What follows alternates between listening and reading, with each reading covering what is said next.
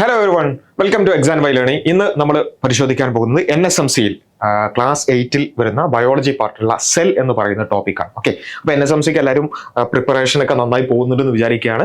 കൃത്യമായി നമ്മുടെ വീഡിയോസ് ഒക്കെ ഫോളോ ചെയ്യുക. അതേപോലെ തന്നെ ആ ടോപ്പിക്കിൽ നിങ്ങൾ കൂടുതൽ ക്വസ്റ്റ്യൻസ് ചെയ്യുക. നമ്മുടെ വീഡിയോസിൽ വളരെ ചുരുക്കം കാര്യങ്ങൾ മാത്രമേ നമുക്ക് എക്സ്പ്ലെയിൻ ചെയ്യാൻ പറ്റുള്ളൂ. അതിനപ്പുറത്തേക്ക് നിങ്ങൾ എന്ത് ചെയ്യുക, കൂടുതൽ എക്സ്പ്ലോർ ചെയ്യുക, കൂടുതൽ ക്വസ്റ്റ്യൻസ് ചെയ്യുക എന്നുള്ളത് വളരെ പ്രധാനപ്പെട്ടതാണ്. ഓക്കെ, അപ്പോൾ സെൽ എന്നുള്ള ഭാഗം നമ്മൾ പലപ്പോഴായി സ്കൂളിലൊക്കെ പഠിക്കുന്ന കാര്യമാണ്. ആ കാര്യങ്ങൾ വീണ്ടും റിപ്പീറ്റ് ചെയ്യുന്നില്ല. നമുക്ക് കുറച്ച് ക്വസ്റ്റ്യൻസ് ചെയ്ത് നോക്കുക എന്നുള്ളതാണ് ഈ ഒരു വീഡിയോ പ്രധാനമായിട്ട് ഉദ്ദേശിക്കുന്നത്. എന്നാലും കവർ ചെയ്യുന്ന ഏരിയാസ് ജസ്റ്റ് ഒന്ന് ഓടിച്ചു പോകാം അല്ലെ.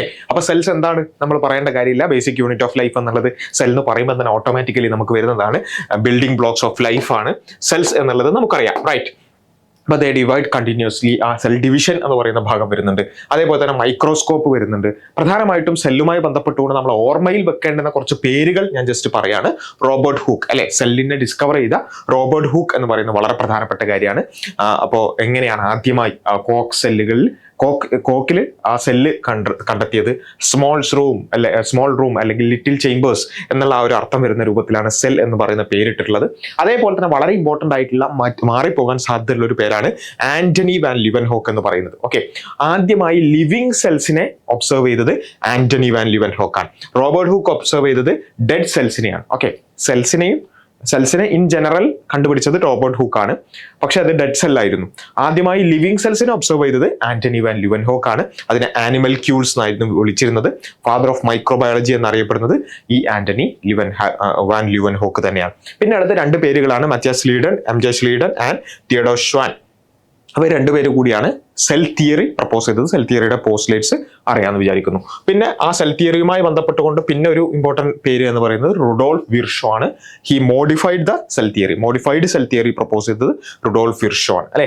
അപ്പോൾ അതിൽ എന്താ, ഓംനി സെല്ലുലെ ഈ സെല്ലുലെ all cell arise from pre existing cell എന്ന് പറയുന്നത് ആഡ് ചെയ്തത് റുഡോൾഫ് വിർഷോ ആണ്. പിന്നെ സെൽ തിയറി എന്താണെന്നുള്ളത് നമുക്ക് ഓൾറെഡി അറിയാം. അപ്പോൾ ഒരു ക്വസ്റ്റ്യൻ ജസ്റ്റ് ഈ പറഞ്ഞ ഭാഗത്ത് നിന്ന് നമുക്ക് നോക്കാം.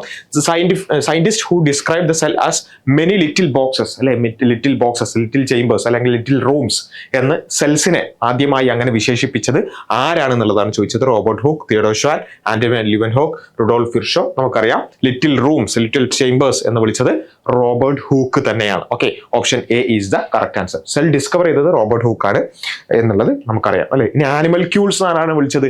ഈ അങ്ങോട്ടും ഇങ്ങോട്ടും മൂവ് ചെയ്യുന്ന ലിവിങ് സെൽസിനെ കണ്ടപ്പോൾ അത് ആരാണ്? ആന്റണി വാൻ ലിവൻഹോക്ക് ആണ്. ഓക്കെ, അങ്ങനെ വേറെ ക്വസ്റ്റ്യൻ വന്നാലും നമുക്ക് ആൻസർ ചെയ്യാൻ പറ്റണം. പിന്നെ ഉള്ളത് മൈക്രോസ്കോപ്സ് ആണ്. സിമ്പിൾ മൈക്രോസ്കോപ്സ് അല്ലെ, up to 10 times its original shape. Single lens മാത്രമേ ഉപയോഗിക്കുള്ളൂ. കോമ്പൗണ്ട് ആണെങ്കിൽ മോർ ദാൻ 1 ലെൻസ് ഉപയോഗിക്കും. ഇലക്ട്രോൺ മൈക്രോസ്കോപ്പ് ആണെന്നുണ്ടെങ്കിൽ magnifies objects more than 1 million times അല്ലെ, 1 മില്യൺ ടൈംസ് മാഗ്നിഫൈ ചെയ്യും. ഈ ഒരു 3 ടൈപ്പ് ഓഫ് മൈക്രോസ്കോപ്പ് നമുക്കറിയാം. പിന്നെ ഉള്ളത് പ്രോകാരിയോട്ട് ആൻഡ് യൂകാരിയോട്ടിക് സെൽസ് അല്ലെ. പ്രോകാരിയോട്ട്, ആ പേരിൽ തന്നെ നമുക്കറിയാം. Pro means primitive, karyon means nucleus, primitive nucleus എന്ന് വെച്ചാൽ വളരെ തീരെ ഓർഗനൈസ്ഡ് അല്ലാത്ത ന്യൂക്ലിയസ് ഉള്ളതാണ് പ്രോകാരിയോട്ട് എന്ന് പറഞ്ഞാൽ. അത് വളരെ പിന്നെന്താ പറയുക, പ്രിമിറ്റീവ് ആയിരിക്കും, നോട്ട് വെൽ ഓർഗനൈസ്ഡ്. അതേപോലെ തന്നെ ഒരു മെംബ്രെയിൻ ബൗണ്ട് ആയിട്ടുള്ള സെൽ ഓർഗനൽസ് ഒന്നും ഉണ്ടാവില്ല. അങ്ങനെയുള്ള കാര്യങ്ങളൊക്കെയാണ് prokaryotic cells. Bacteria, blue green algae എന്ന് വെച്ചാൽ സയനോ ബാക്ടീരിയ, അതുപോലെ തന്നെ മൈക്കോപ്ലാസ്മയൊക്കെയാണ് അതിന്റെ എക്സാമ്പിൾ. യൂകാരിയോട്ട് എന്ന് വെച്ചാൽ eu means true, karyon means nucleus, true nucleus ഉള്ളത്. മറ്റേത് പ്രിമിറ്റീവ് ന്യൂക്ലിയസ് ആണെങ്കിൽ ഇത് true nucleus, well organised and true nucleus ഉണ്ടാവും. ഈ മേലെ പറഞ്ഞ ബാക്ടീരിയ, ബ്ലൂ ഗ്രീൻ ആൽഗെ, അതേപോലെ തന്നെ മൈക്കോപ്ലാസ്മ, ഇതല്ലാത്ത ബാക്കി എല്ലാ ഓർഗാനിസംസിലും നമുക്ക് യൂകാരിയോട്ടിക് സെൽസ് ആണ് കാണാൻ പറ്റും. ഓക്കെ, പിന്നെ ഉള്ളത് പ്ലാന്റ് ആൻഡ് ആനിമൽ സെൽസ് ആണ്. പ്ലാന്റ്സും ആനിമൽസും തമ്മിലുള്ള വ്യത്യാസങ്ങൾ അല്ലെ. പ്ലാന്റ് സെൽസിൽ ഈ പറഞ്ഞ സെൽ വാൾ ഉണ്ടാകും, അതേപോലെ തന്നെ ക്ലോറോപ്ലാസ്റ്റ് ഉണ്ടാവും. ഇങ്ങനെയുള്ള എക്സാമ്പിൾസ്. അല്ലെങ്കിൽ പ്ലാസ്റ്റിഡ്സ്, ഇൻ ജനറൽ പ്ലാസ്റ്റിഡ്സ് ഉണ്ടാവും, പക്ഷെ അതൊന്നും ആനിമൽ സെൽസിൽ ഉണ്ടാവില്ല. എന്നാൽ ആനിമൽ സെൽസിലാണെങ്കിൽ സെൽ വാൾ ആബ്സെന്റ് ആണ്, ക്ലോറോപ്ലാസ്റ്റും പ്ലാസ്റ്റിഡ്സും ഒക്കെ ആബ്സെന്റ് ആണ്. പക്ഷേ പിന്നെ അതിൽ മാത്രമുള്ള സെൻട്രിയോൾ അല്ലെ, അതുപോലെയുള്ള ലൈസോസോം പോലെയുള്ള അതിൽ മാത്രമുള്ള പ്ലാന്റ് സെൽസിൽ ഇല്ലാത്ത ഓർഗനൽസും നമ്മൾ എന്ത് ചെയ്യണം, മനസ്സിലാക്കണം. പിന്നെ സെൽ സ്ട്രക്ചർ ആൻഡ് ഫങ്ഷൻസിൽ സെൽ വാൾ, ആ സെൽ വാളിൽ നമ്മൾ പ്രത്യേകം മനസ്സിലാക്കേണ്ടത് പ്ലാന്റ് സെല്ലിന്റെ സെൽ വാൾ ഉണ്ടാക്കിയിട്ടുള്ള സെല്ലുലോസ് അല്ലെ, ബാക്കിയുള്ള പലതും ഉണ്ട്. ഇപ്പോൾ ഫോർ എക്സാമ്പിൾ ഫംഗസിന്റെ സെൽ വാൾ ഉണ്ടാക്കിയിട്ടുള്ളത് സെല്ലുലോസ് കൊണ്ടല്ല അല്ലെ, കൈറ്റിൻ കൊണ്ടാണ്. ഫംഗസിൻ്റെത് കൈറ്റിൻ കൊണ്ടാണ്. ബാക്ടീരിയ ആണെങ്കിലോ, ബാക്ടീരിയ പെപ്റ്റിഡോ പെപ്റ്റിഡോഗ്ലൈക്കാൻ കൊണ്ടാണ്. അപ്പൊ ഇങ്ങനെയുള്ള ബാക്കി പലതിന്റെയും സെൽ വാൾ എന്തുകൊണ്ടുണ്ടാക്കി എന്നുള്ള ചോദ്യങ്ങൾ ഈ കൈറ്റിൻ, പെപ്റ്റിഡോഗ്ലൈക്കാൻ അല്ലെങ്കിൽ മ്യൂറിൻ എന്ന് പറയും, അതൊക്കെ പലപ്പോഴും ചോദിക്കാറുണ്ട്. സെൽ മെംബ്രെയിൻ ആണെങ്കിൽ പ്ലാസ്മ മെംബ്രെയിൻ, അത് തിൻ ആയിട്ടുള്ള flexible layer found inside the cell wall that surrounds the cell. അല്ലെ, സെമി പെർമിയബിൾ ആണ്, ഒരു ഗേറ്റ് കീപ്പറെ പോലെ, എല്ലാം കടത്തി വിടൂല. സെമി പെർമിയബിൾ എന്ന് പറഞ്ഞാൽ അങ്ങനെ തന്നെയാണ് അല്ലെ. പെർമിയബിൾ എന്ന് പറഞ്ഞാൽ എല്ലാം കടത്തിവിടും, ഇംപെർമിയബിൾ എന്ന് പറഞ്ഞാൽ ഒന്നും കടത്തിവിടൂല. സെമി പെർമിയബിൾ എന്ന് പറഞ്ഞാൽ കുറച്ച് കടത്തിവിടും, കുറച്ച് കടത്തിവിടൂല അല്ലെ. അപ്പോൾ അതാണ് സെമി പെർമിയബിൾ എന്ന് പറയുന്നത്. ഒരു ലിപ്പിഡ് ബൈ ലെയർ ആണ് ശരിക്കും പറഞ്ഞാൽ പ്ലാസ്മ മെംബ്രെയിൻ. അതാണ് ശരിക്കും ഈ fluid mosaic model of plasma membrane കൊണ്ട് ഉദ്ദേശിക്കുന്നത്. ഒരു ഫോസ്ഫോലിപ്പിഡ് ബൈ ലെയർ ആണുള്ളത്. അതേപോലെ തന്നെ അതിൽ പ്രോട്ടീൻസ് എംബഡ് ആയിട്ട് പ്രോട്ടീൻസിനെയും നമുക്ക് കാണാൻ സാധിക്കും. ഓക്കെ, ഇനി സൈറ്റോപ്ലാസം അല്ലെ. Cyto, CYT is related to cell, plasm is fluid, cell fluid is cytoplasm അല്ലെ. അപ്പോൾ അതെന്താന്നുള്ളത് ജെല്ലി-ലൈക്ക് ഫ്ലൂയിഡ്, ആ കാര്യങ്ങളൊക്കെ നമുക്കറിയാം. ഇനി പ്രോട്ടോപ്ലാസം, സൈറ്റോപ്ലാസവും പ്രോട്ടോപ്ലാസവും തമ്മിലുള്ള വ്യത്യാസം എന്താ?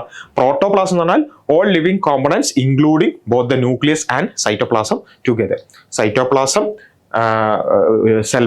പിന്നെ അതേപോലെ തന്നെ ന്യൂക്ലിയസ്, ഇതെല്ലാം അടങ്ങുന്ന സൈറ്റോപ്ലാസം പ്ലസ് ന്യൂക്ലിയസ് ആണ് പ്രോട്ടോപ്ലാസം. മനസ്സിലായോ? അപ്പോൾ സൈറ്റോപ്ലാസവും പ്രോട്ടോപ്ലാസവും തമ്മിലുള്ള വ്യത്യാസം എന്താ? സൈറ്റോപ്ലാസത്തിൽ ന്യൂക്ലിയസ് അടങ്ങിയിട്ടില്ല, പ്രോട്ടോപ്ലാസത്തിൽ സൈറ്റോപ്ലാസവും ന്യൂക്ലിയസും അടങ്ങിയിട്ടുണ്ട്. അതാണ് വ്യത്യാസം. ഓക്കെ, ഇനി അടുത്തൊരു question. Which of the following statements is correct about plasma membrane? ഏതാണ് പ്ലാസ്മ മെംബ്രെയിനെ കുറിച്ച് correct? It allows all substances to pass in to and out. എല്ലാം അലോ ചെയ്യൂല, ചിലത് മാത്രമേ അലോ ചെയ്യുള്ളൂ. അതുകൊണ്ടാണ് സെമി പെർമിയബിൾ എന്ന് പറയുന്നത്. നിങ്ങൾ എന്ത് ചെയ്യുക, ഓരോ ക്വസ്റ്റ്യൻ കാണുമ്പോഴും അതൊന്ന് പോസ് ചെയ്ത് നിങ്ങൾ സ്വന്തമായിട്ടൊന്ന് ആൻസർ ചെയ്യാൻ നോക്കട്ടോ. എന്നാലേ നമ്മൾക്ക് എത്ര അറിയാം എന്ന് അനലൈസ് ചെയ്യാൻ പറ്റുള്ളൂ. It prevents all substances from passing in and out of the cell. ഇല്ല, എല്ലാം പ്രിവെന്റും ചെയ്യൂല, എല്ലാം അലോയും ചെയ്യൂല. സോ അത് രണ്ടും തെറ്റാണ്. Is composed mainly of protein bilayer. പ്രോട്ടീന്റെ ബൈലെയർ ആണ് എന്നുള്ളതാണ് പറഞ്ഞിട്ടുള്ളത്. പ്രോട്ടീൻ ബൈലെയർ അല്ല അല്ലെ. It is composed mainly of lipid bilayer അല്ലെ. നമ്മൾ തൊട്ടുമുമ്പ് പഠിച്ചിട്ടുണ്ട്. ലിപ്പിഡ് ബൈലെയർ ആണ്, കറക്റ്റ് ആണ്. Options D is the correct answer അല്ലെ. ലിപ്പിഡ് ബൈലെയർ ആണ്, അതാണ് ശരി അല്ലെ. ഇനി സെൽ ഓർഗനൽസിലേക്ക് നോക്കുകയാണെന്നുണ്ടെങ്കിൽ ന്യൂക്ലിയസ് നമ്മൾ പറഞ്ഞിട്ടുണ്ട്, കൺട്രോൾ സെന്റർ ആണ്. അതേപോലെ തന്നെ contain genetic material in a structure called chromatin network that condenses to form chromosomes അല്ലെ. അതേപോലെ തന്നെ also contain a structure called nucleolus. അതായത് സെല്ലിലുള്ള ഒരു സ്ഫെറിക്കൽ ബോഡിയാണ് ന്യൂക്ലിയസ്, അതിനകത്തുള്ള ഒരു സ്ഫെറിക്കൽ ബോഡിയാണ് എന്ത്? ന്യൂക്ലിയോലസ് എന്ന് പറയുന്നത് അല്ലെ. ഇനി എൻഡോപ്ലാസ്മിക് റെറ്റിക്കുലം ആണെന്നുണ്ടെങ്കിൽ ER എന്ന് നമ്മൾ പറയും. Network of tubules. Endoplasmic reticulum പേരിൽ തന്നെ ഉണ്ട്.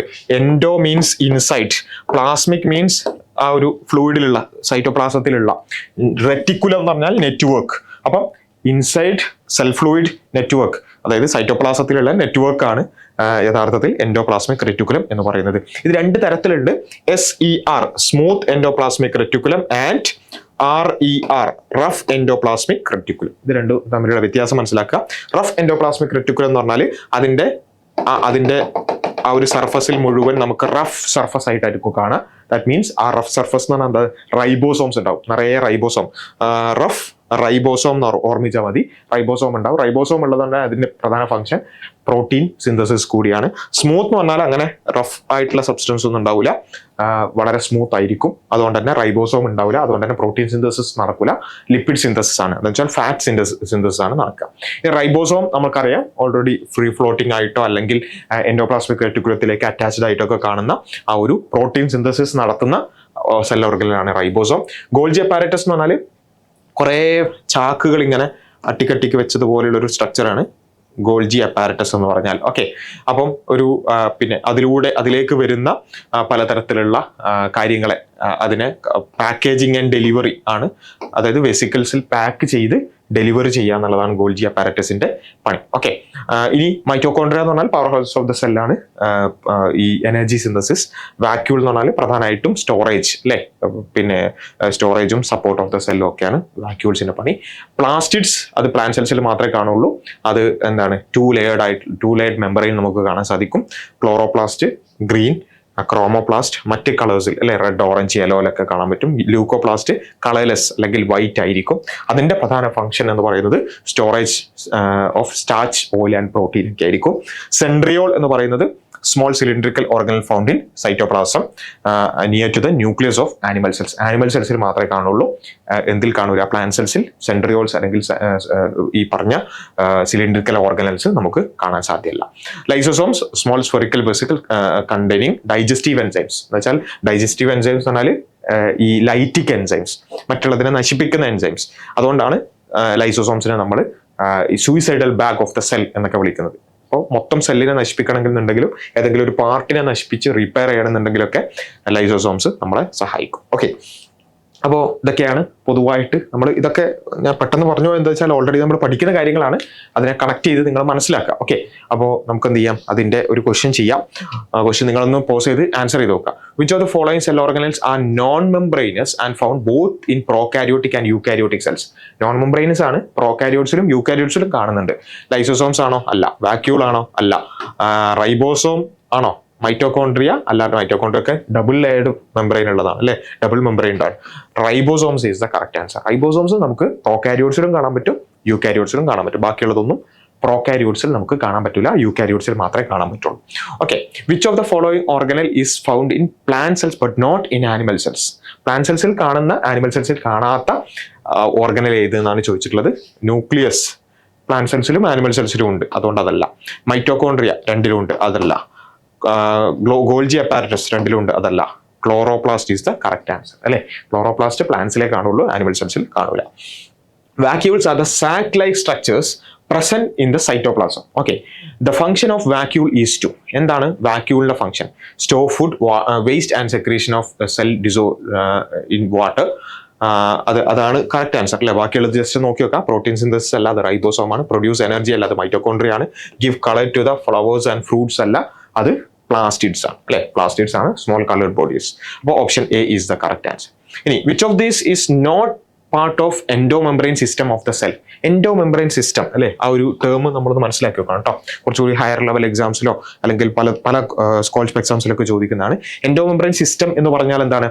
നമ്മുടെ ഈ ലിപ്പിഡ്സ്, പ്രോട്ടീൻസ്, അതിനെയൊക്കെ പിന്നെ അതിനെ പാക്ക് ചെയ്ത് അല്ലെ, അതിന്റെ പിന്നെ പ്രൊഡക്ഷനും പാക്കിങ്ങും അങ്ങനെയുള്ള എല്ലാ കാര്യങ്ങളും അടങ്ങുന്ന ഒരു കാര്യങ്ങൾ ചെയ്യുന്ന ഒരുപാട് ഓർഗനൽസ് ഉണ്ട്. അത് ഏതൊക്കെയാണെന്നാണ് ചോദിച്ചിട്ടുള്ളത്. എൻഡോപ്ലാസ്മിക് റെറ്റിക്കുലത്തിന് അതിന് ഫംഗ്ഷൻ ഉണ്ട്, അതേപോലെ തന്നെ ലൈസോസോമിൽ അതിന് ഫംഗ്ഷൻ ഉണ്ട്, ഗോൾജി കോംപ്ലക്സിൽ ഫംഗ്ഷൻ ഉണ്ട്. പക്ഷേ മൈറ്റോകോൺട്രിയ എൻഡോമെംബ്രെയിനസ് സിസ്റ്റത്തിൽ പെട്ടതല്ല. ഓക്കെ, അത് ജസ്റ്റ് മനസ്സിലാക്കി വെക്കുക. നിങ്ങൾ എന്ത് ചെയ്യാം, ഒന്ന് ഈ ഒരു ഭാഗം ഒന്ന് പഠിക്കാൻ ശ്രമിക്കുക. എൻഡോമെംബ്രെയിൻ സിസ്റ്റം എന്നൊന്ന് നോട്ട് ചെയ്ത് വെക്കുക.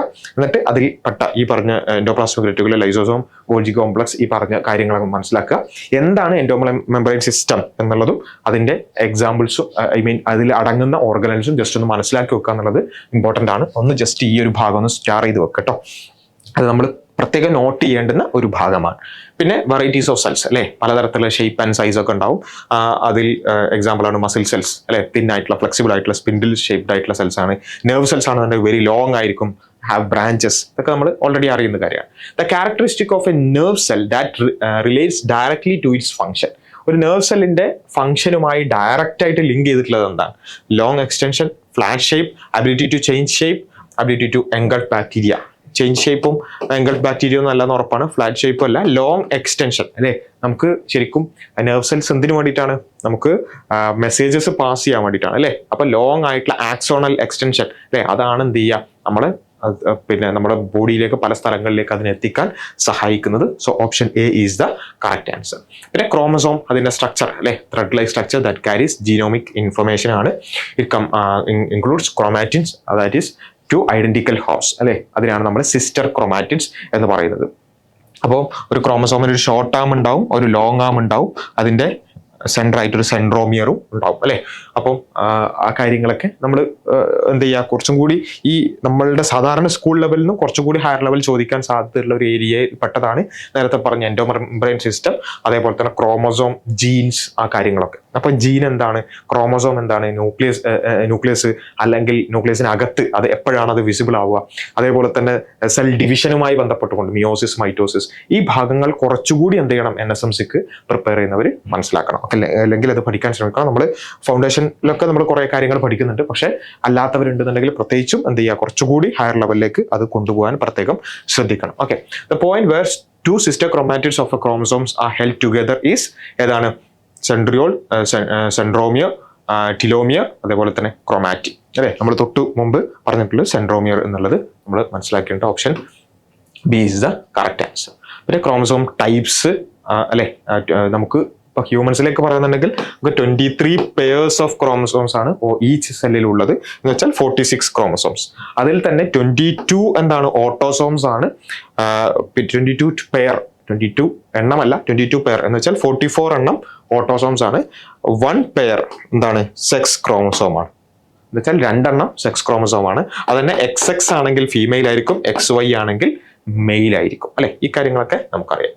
ഇനി ക്രോമസോം ടൈപ്സ് അല്ലെ, മെറ്റാസെൻട്രിക് എന്ന് പറയുന്നത് എന്താണ്, സെൻട്രോമിയർ മിഡിൽ ഉണ്ടാവുന്നതാണ്. സബ് മെറ്റാസെൻട്രിക് എന്ന് പറഞ്ഞാൽ chromosome slightly away from the middle ആയിരിക്കും. ആക്രോസെൻട്രിക് എന്ന് പറഞ്ഞാൽ chromosome near to the one end of the chromosome ആയിരിക്കും. ടിലോസെൻട്രിക് എന്ന് പറഞ്ഞാൽ centromere at the very tip of the terminal end of the chromosomes. അങ്ങനെ ഉള്ള ക്രോമസോം ടൈപ്സും നമ്മൾ എന്ത് ചെയ്യണം, മനസ്സിലാക്കണം. If a chromosomes have it centromere exactly in the middle dividing it into 2 equal arms, it is called എന്തായിരിക്കും, നമുക്ക് already just വായിച്ചേ ഉള്ളൂ, ഇറ്റ് ഈസ് മെറ്റാസെൻട്രിക് അല്ലെ, മെറ്റാസെൻട്രിക് ആണ്. പിന്നെ അതുള്ളത് സെൽ ഡിവിഷൻ ആണ് അല്ലെ. സെൽസ് നമ്മൾ പറഞ്ഞിട്ടുണ്ട്, എക്സിസ്റ്റിംഗ് സെൽസ് ഡിവൈഡ് ചെയ്തിട്ടാണ് പുതിയ സെൽസ് ഉണ്ടാവുക എന്നുള്ളത്. അപ്പൊ അത് 2 തരത്തിലാണ് സെൽ ഡിവൈഡ് ചെയ്യുക. Okay, mitosis and meiosis. Simple ആയിട്ട് നമ്മളത് കൂടുതൽ പഠിക്കാൻ ശ്രമിക്കുക, പക്ഷെ എന്നാലും ജസ്റ്റ് അതിൻ്റെ ഒരു തുടക്കം ഇട്ടുതരാൻ വേണ്ടി പറയാണ്. 46 നമ്പർ ഓഫ് ക്രോമസോംസ് ഉള്ള ഒരു സെല്ല് ഡിവൈഡ് ചെയ്ത് 2 അല്ലെങ്കിൽ പിന്നെ അത് വീണ്ടും 4 ആവും. 46 നമ്പർ ഓഫ് ക്രോമസോംസ് ഉള്ള ഡോട്ടർ സെൽസ് ഉണ്ടാവുന്നുണ്ടെങ്കിൽ that is meiosis, that is mitosis. Okay, mitosis അതാണ് മൈറ്റോസിസ്. എന്നാൽ 46 നമ്പർ ഓഫ് ക്രോമസോം ഉള്ള സെല്ല് ഡിവൈഡ് ചെയ്തിട്ട് 23 നമ്പർ ഓഫ് ക്രോമസോം ഉള്ള സെൽസ് ആണ് ഉണ്ടാവുന്നുണ്ടെങ്കിൽ ദാറ്റ് ഈസ് മിയോസിസ്. ഓക്കെ, എന്ന് വെച്ചാൽ ഹാഫ് നമ്പർ ഓഫ് ക്രോമസോംസ് ആയി മാറുന്ന സെൽ ഡിവിഷൻ ആണ് meiosis. Same number of chromosome ഉള്ള സെൽ ഡിവിഷൻ ആണ് മൈറ്റോസിസ്. ഇതാണ് ബേസിക്കലി ഏറ്റവും പ്രധാനമായിട്ട് മനസ്സിലാക്കേണ്ടത്. പിന്നെ അതിന്റെ സ്റ്റെപ്സും ഇത് കഴിഞ്ഞ അടുത്ത 4 സെൻസ് ആവുന്ന സ്റ്റെപ്സ് ഒക്കെ നമുക്ക് എന്ത് ചെയ്യാം, പിന്നെയും പഠിക്കാം. പക്ഷെ ഈ ബേസ് നമ്മൾ മനസ്സിലാക്കാം. എന്തിനാണ് ഈ ഹാഫ് നമ്പർ ഓഫ് ക്രോമസോംസ് ഉണ്ടാക്കുന്നത്? To produce gametes. അപ്പൊ മിയോസിസിലാണ് ഗാമേറ്റ് ഫോർമേഷൻ നടക്കുക. ഇത്രയും കാര്യങ്ങൾ നമ്മൾ ഓർമ്മിച്ച് വെച്ചാൽ മതി. മിയോസിസിലാണ് ഗാമേറ്റ് ഫോർമേഷൻ നടക്കുക. അപ്പോൾ ആ ഗാമേറ്റ് ഫോം ചെയ്യാൻ വേണ്ടിയിട്ടാണ് എന്ത് ചെയ്യുന്നത്, ഈ മിയോസിസ് നടക്കുന്നത്. കാരണം ഈ 23 നമ്പർ ഓഫ് ക്രോമസോം ഉള്ള ഒരു ഗാമേറ്റും വേറൊരു 23 നമ്പർ ഓഫ് ക്രോമസോം ഉള്ള വേറെ മറ്റേ പാരന്റിന്റെ ഗാമേറ്റും കൂടിയിട്ടാണ് പിന്നെ 23 + 23 46 ഉള്ള കുട്ടി ഉണ്ടാവുന്നത്. ഓക്കെ, അപ്പൊ ആ സെൽ സൈക്കിൾ അല്ലെ, G1 S G2 M അല്ലെ. G1 എന്ന് പറഞ്ഞാൽ സെൽ ഗ്രോത്തിന്റെ ഫേസ് ആണ്, S ഫേസ് എന്ന് പറഞ്ഞാൽ സിന്തസിസ് ഫേസ് ആണ്, G2 എന്ന് പറഞ്ഞാൽ ഫൈനൽ പ്രിപ്പറേഷൻ അല്ലെ, ഡിവിഷന് വേണ്ടിയുള്ള ഫൈനൽ പ്രിപ്പറേഷൻ, M ഫേസ് എന്ന് പറഞ്ഞാൽ ആ ഒരു സെൽ ഡിവിഷൻ ഫേസ് അല്ലെ, മൈറ്റോട്ടിക് ഫേസ് ആണ്. സെൽ ഡിവിഷൻ നടക്കുന്നത് അവിടെയാണ്. അപ്പോൾ മൈറ്റോസിസ് ആൻഡ് മിയോസിസ്. അപ്പം മൈറ്റോസിന്റെ ആ ഒരു stages, prophase, metaphase, anaphase, telophase. ഓരോന്നിൽ എന്ത് നടക്കും? പ്രൊഫേസിൽ chromosomes condense and become visible, spindle fibre form ചെയ്യുന്ന സമയമാണ്. മെറ്റാഫേസ് എന്ന് പറഞ്ഞാൽ chromosome line up at the centre of the cell. Anaphase, sister chromatids separate and move to the opposite poles. Telophase എന്ന് പറഞ്ഞാൽ 2 new nuclear form around separated chromosomes. Separated ക്രോമസോംസിന് ചുറ്റും 2 nucleus ഉണ്ടാവുക എന്നുള്ളതാണ് മൈറ്റോസിസിൽ നടക്കുന്നത്. അപ്പോൾ ഇതാണ് പ്രൊഫേസ്, മെറ്റാഫേസ്, അനാഫേസ്, ടിലോഫേസ്. പിന്നെ അടുത്തത് സെല്ലായി മാറി അല്ലേ. 2 ന്യൂക്ലിയസ് ഉണ്ടായി കഴിഞ്ഞാൽ പിന്നെ അത് രണ്ടും ഡിവൈഡ് ചെയ്ത് ഓരോ സെൽസായി മാറും.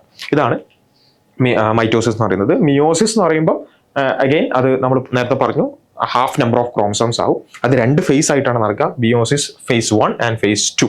ഫേസ് 1 നേരത്തെ നമ്മൾ കാണിച്ചതുപോലെ 46 ഉള്ളത് 23 ആവാം, എന്ന് വെച്ചാൽ ഹാഫ് നമ്പർ ഓഫ് ക്രോമസോംസ് ആവാം. മിയോസിസ് 2 ഒരു കുറച്ചുകൂടി മൈറ്റോസിസ് പോലെ തന്നെ ആ 23 നമ്പർ ഓഫ് ക്രോമസോം ഉള്ളത് വീണ്ടും ഡിവൈഡ് ചെയ്തിട്ട് 23 ഉള്ള 2 വീതാവും. എന്ന് വെച്ചാൽ ടോട്ടൽ 4 ഡോട്ടർ സെൽസ് ആണ് ഫോം ചെയ്യുക.